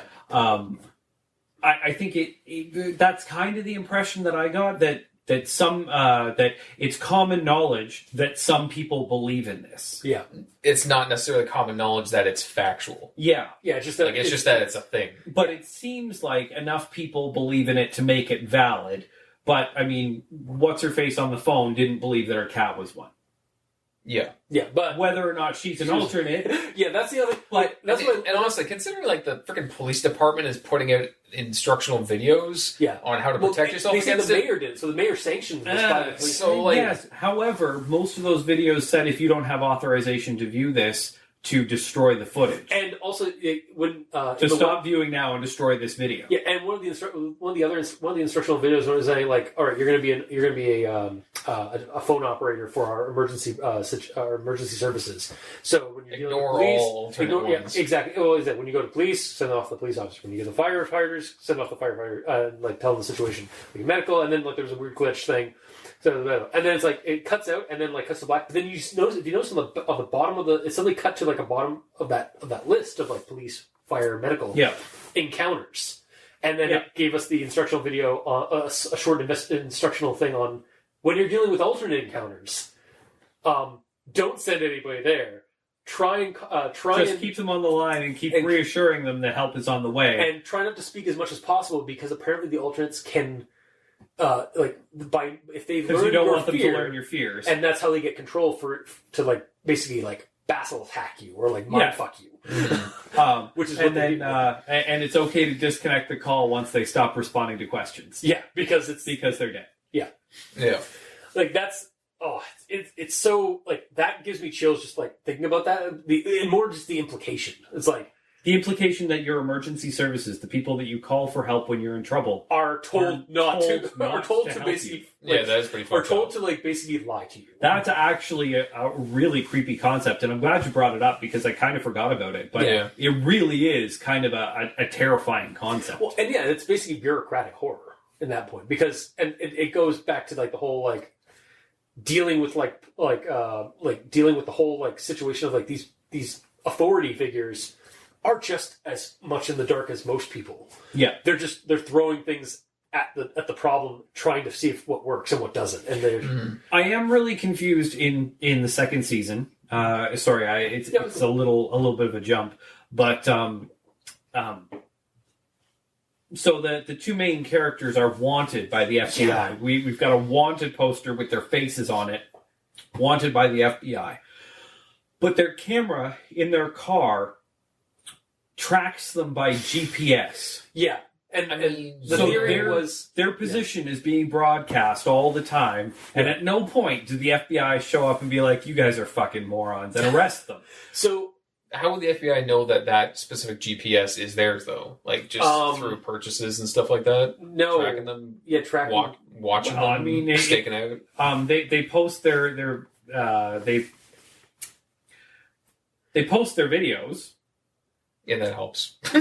Also, but beyond that, yes, the U.S. government does tend to have a massive like Big Brother surveillance situation where like they have like algorithms that keep. If you're wanted by the FBI, then your purchase records are obviously they're going to be able to get access to your warrants, bank statements. They're going to know that is your GPS signal because it was purchased and registered. Because you've got to register for the GPS to work. Yeah. The other thing I think we mentioned off recording when we were talking about this when we were watching it, perhaps because we're getting this video after the events have happened, so maybe that wanted poster was added to this after the fact, like after the video was recovered by authorities, and they put it in there because these are victim 1 and victim 2, or victim 3 and victim 4 of the Mandela Catalogue. Could be, but they did state that they were wanted by the police. They were wanted already, but they weren't wanted that could have been a smaller one. For like stealing the car and stuff like that. Exactly, that they hadn't been caught yet. I don't know if they specifically said FBI in that. They did. They just said that like, well, we've already stolen the car already, or we've already stolen already. I mean, what's another one? I also kind of feel like one of the first things the cops are going to do is call your phone and give you a fake reason to show up at a location where they can arrest you. Yeah. Like, hey, yeah, you have a business. We want to hire your services. Okay, yeah, we'll meet you at 123 Fake Street. Oh yeah, that All is right, weird. Sting operation. That is Let's quite do weird. this. The house could, like, honestly, like the girl with the cat spirit thing. It may Could not have been the cops. It couldn't even. It didn't even have to be an alternate that was like luring them in. It could have just been a sting operation. Yeah. Yeah. Yeah, it could have just been the cops there the whole time, and then the alternate showed up.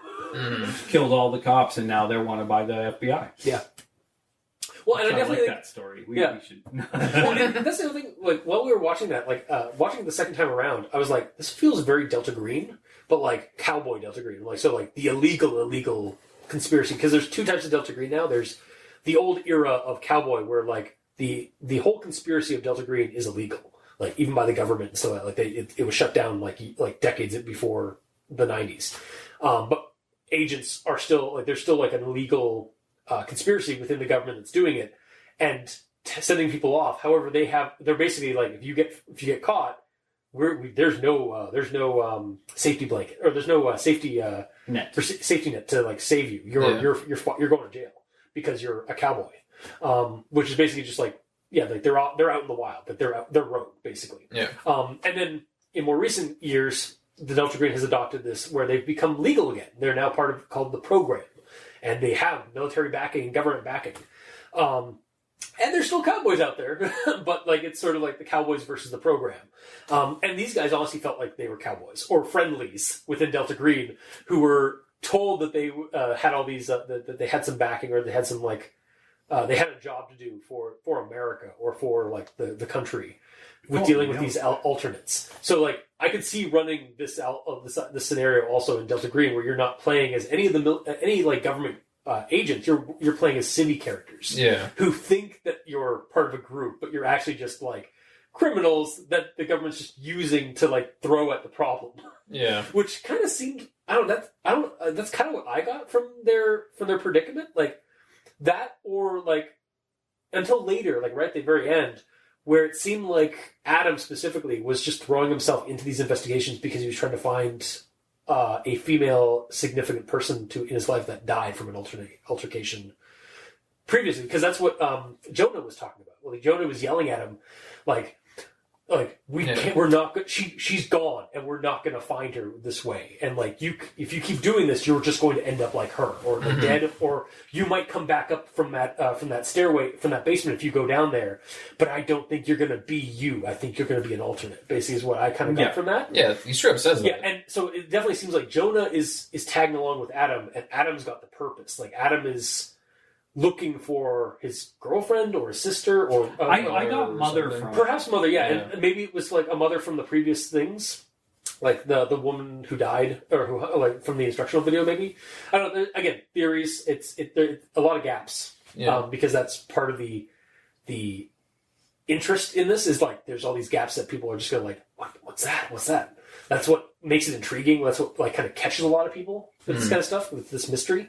Yeah, the world building of it is pretty good so far, honestly. Yeah. I'm not gonna lie. I'm kind of sad if we like. I will be sad if Jonah doesn't show up again, because Jonah and Adam were kind of cool characters. Like they really grew me throughout all of the through all 20 minutes. Yeah, through all 20 minutes, like they really grew me as characters. And I mean, I get it. Like it's a horror movie. Characters die. Yeah, and like that's it. But Jonah, like. We never see what happened. We kind of get a feeling of what happened to Adam. Like Adam went down that he's dead, he's fucked. Jonah's not. We have no video of them.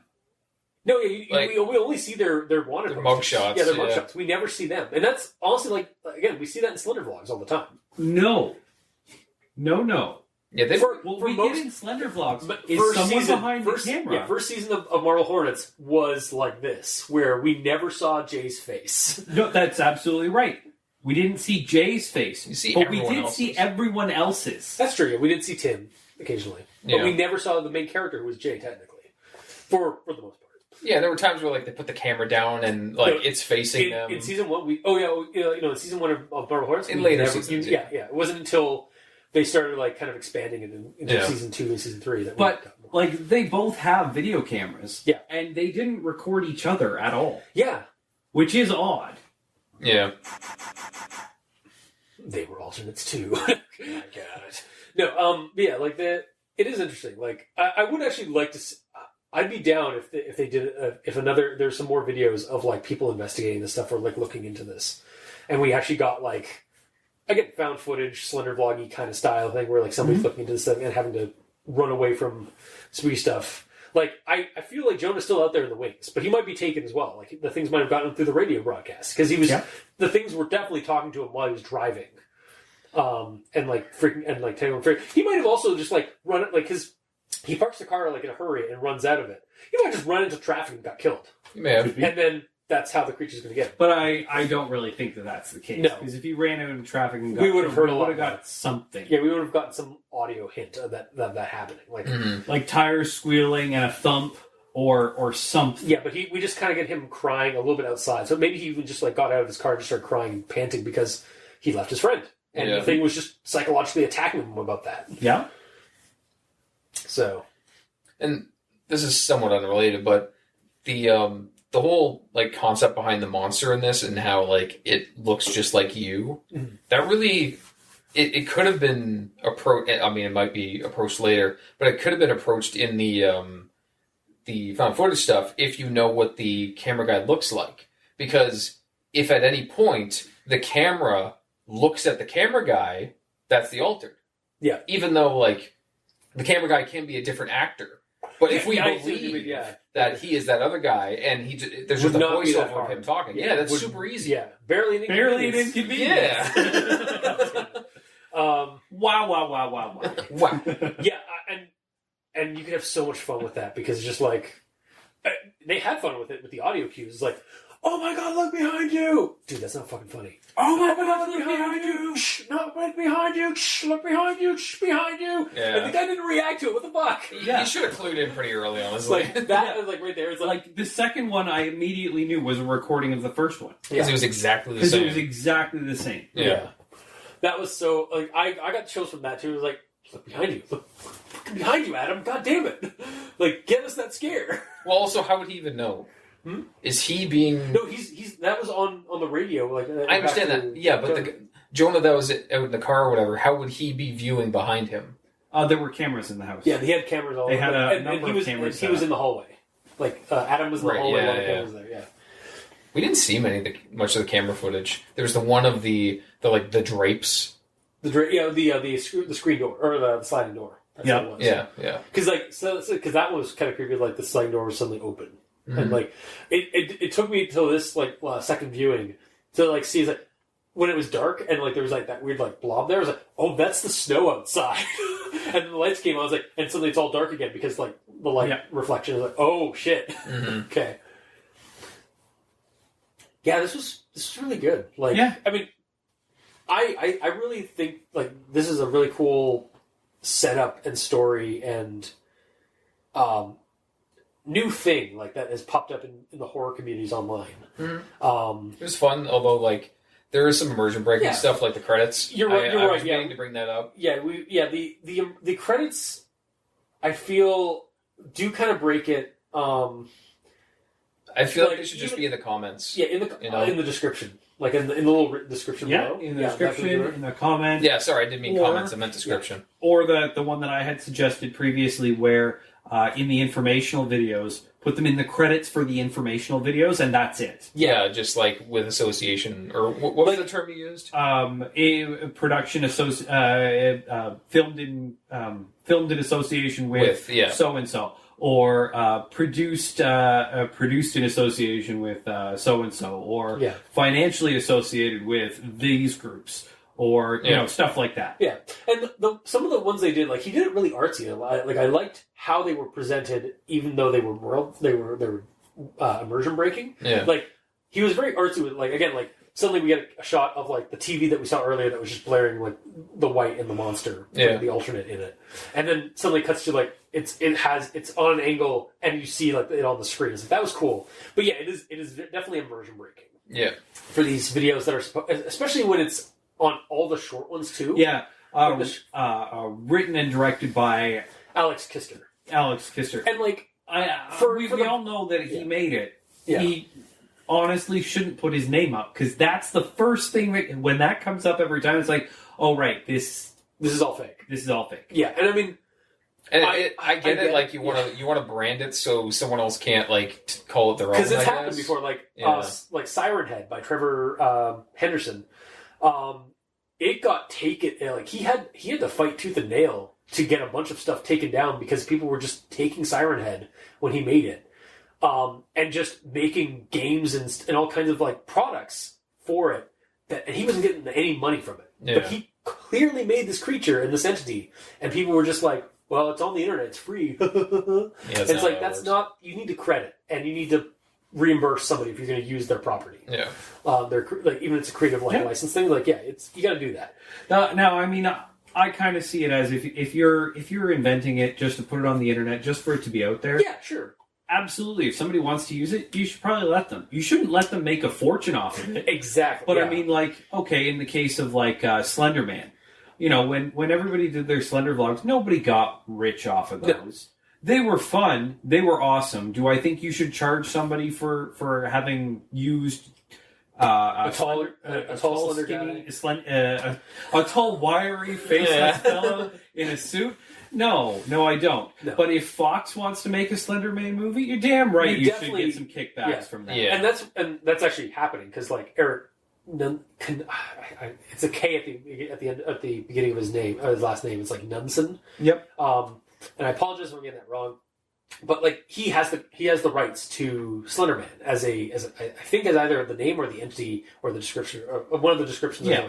Because he was getting money for the Fox movie that came out. Mm-hmm. So like he got the copyright for that. Fantastic. Now the only issue though, like. I don't think I could be completely off, but I don't think he's like told other like creators online so that they can't use Slenderman now as for vlogs, or maybe he has, and that's why Slender vlogs aren't as big a thing anymore. Except for some of the unfortunate events that have happened in the past. Mm. But yeah, it's now owned by somebody, so it's like they have a bit more control than like other things for that creation. Yeah. But I feel like if somebody wants to make a YouTube series and put it up there for free, then I mean, if YouTube winds up paying them because they're getting a shit ton of hits, whatever. If a major company wants to make money off of it, they should have to provide kickbacks, or royalties or whatever you want to call them.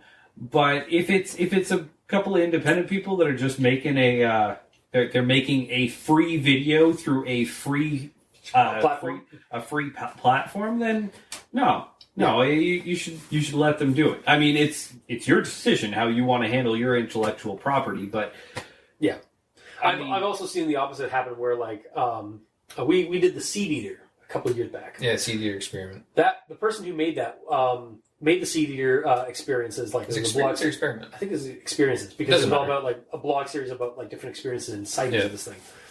But the Seed Eater got completely taken over by the internet, like very similar to what happened to the Siren Head. Unfortunately, in this scenario, Seed Eater, like the guy had no rights to it, and like by the time that like by the time things got out of hand, they were just like, fuck it.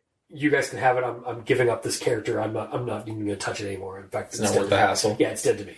So it's like it was really unfortunate. Like the internet basically took this character that he created and killed it and ruined it for him because it was no longer like all the things that he was bringing into like creatively like to the character. Everyone was like, no, that's wrong, because they were looking at other people's interpretations of the creature.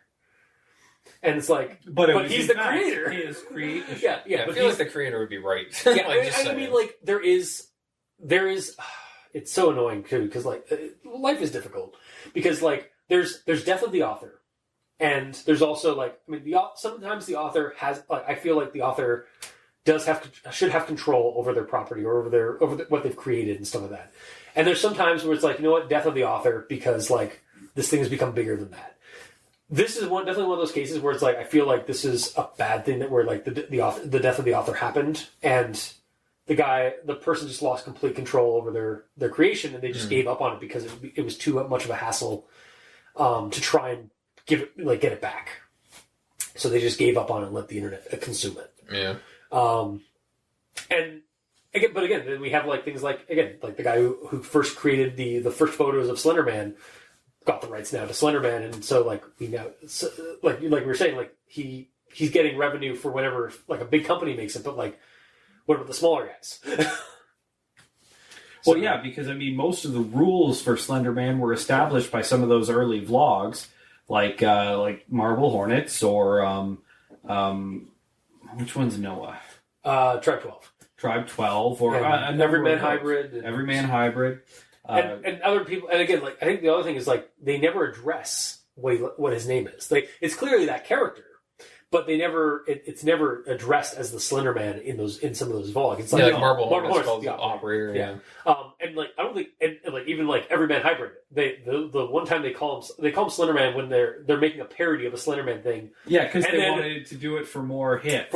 And then the entity showed up for reals. Yeah. Well, in quotes, for reals. Yeah. And but then like after that, one of the characters just referred to him as Old Man Stick in the Mud. Yeah. Yeah. Like the other entity that was possessing somebody just called him Stick in the Mud. or Spider Leg. One of the I think the one from Tribe 12 called him Spider Legs or something like that. But yeah, so it's again like it's a fickle thing, like the whole like copyright stuff. So and like user use or like creative use and stuff. But yeah, back to this thing again. I think we're winding down at this point. So I think have you said all your pieces on it? I think I've said all my pieces about it. Like I referenced the Shadowrun, like the ideas I want to use. Not directly like I'm gonna. It's like Mandela Catalogue, like in Shadowrun, but like yeah, I'm gonna take clearly some going to ideas call it from the Mandalorian catalog. Yeah, of course. Use that to order. But like I can definitely see. I'm definitely going to draw some inspiration from this for a first Shadowrun game or even a campaign where you guys have to deal with these weird creatures that are possessing people. Well, yeah, I mean the rules are already written in Shadowrun. Yeah, for how to do exactly this game. It is really interesting, like how like that. I don't think that's like. I don't think it's intentional. I think it's just a really happy accident or coincidence. Unless Alex is listening to this and like wants to confirm, but like to be fair, I'm pretty sure that you could look at any sort of scenario and go through the list of TTRPGs and be like, oh yeah, it would work perfectly in this one. Deadlands, honestly, like Deadlands did that for the way they deal with like demons and ghosts and stuff like that. That's how that works. It's very similar to Shadowrun. I could see Cthulhu. You can do it in Cthulhu or any of the other game systems. So yeah, I think it's a common idea that I like how it's being implemented in this. So, but yeah. Honestly, if you've listened to us at this point, like this long, good on you, and not checked it out, I think you should go check out Mandela Catalogue because I really enjoyed it. What do you guys say? I give it a plus. Yeah, I enjoyed it.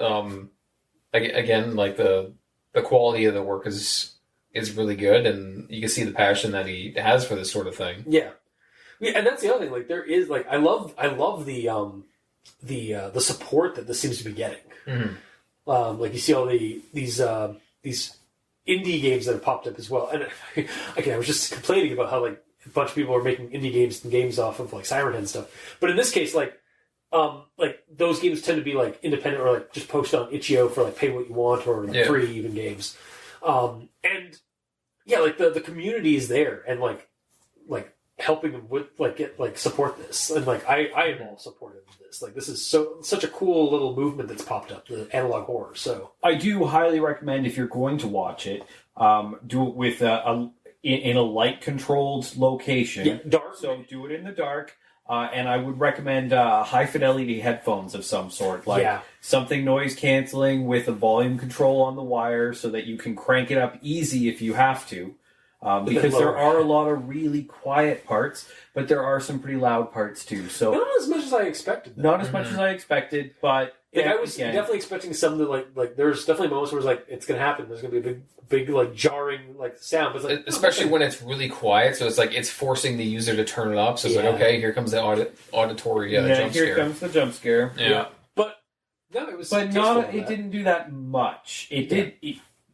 There were some parts that went from quiet to loud, and that is something to be aware of in case you turn your volume up to 100% and it blows out your speakers. Mm-hmm. Just to give you a heads up, they do happen. Yeah. But I would recommend doing it in the dark with noise-canceling headphones or something that's easily turned up and down.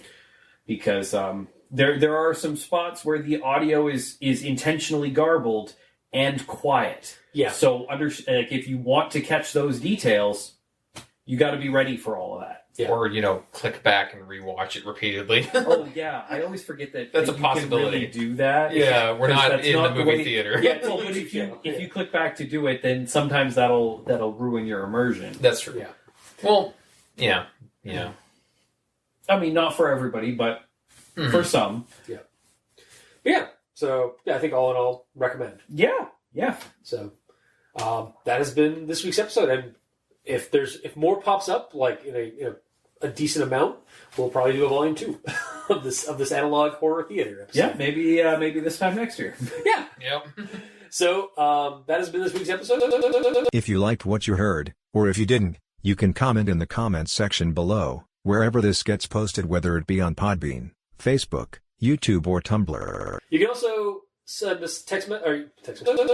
You can also send us messages on Twitter. The Gamer in Yellow is at the Gamer in Yellow but without the W at the end because his name is just too goddamned long. And I'm at Review Cultist. And I'm not a twit. Yeah, Captain Slam does not on Twitter. However, if you'd like to send him a hate mail or messages, Whoa, you now. can send them to our email at aldenterigamortis@gmail.com. That's ALDENTERIGAMORTIS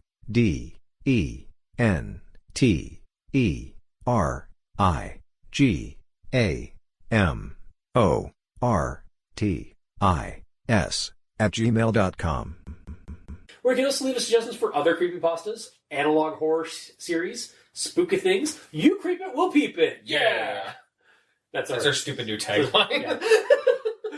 For the audience, Captain Solanum is just staring at us in bewilderment. I've been on this show a few times. I've never heard that before. Yeah, I know. It's been a while. It's been a while. It's been a while. And if you'd like to help support our show financially, you can go to Patreon. Look up Al Dente Rigor Mortis and select the backer tier you'd like to support us at. We have $2 and $5 tier with special episodes, early access, and extra content. And to our patrons that are helping support the show, thank you guys immensely. You're helping keep those hosting bills at bay, and we very much appreciate that. And to the listeners of our show and to the creators of these analog horror series, thank you immensely, because without your listenership, it would be like screaming into the void, and without your creations that we consume and talk about for hours on end. Longer than the actual source material. Yeah. and are inspired by for gaming material. We really wouldn't have much of a show or gaming material because we'd have nothing to talk about. So thank you. Until next time, I have been your host, Review Cultist. Oh, I'm the Gamer in Yellow. And I'm Captain Solanum.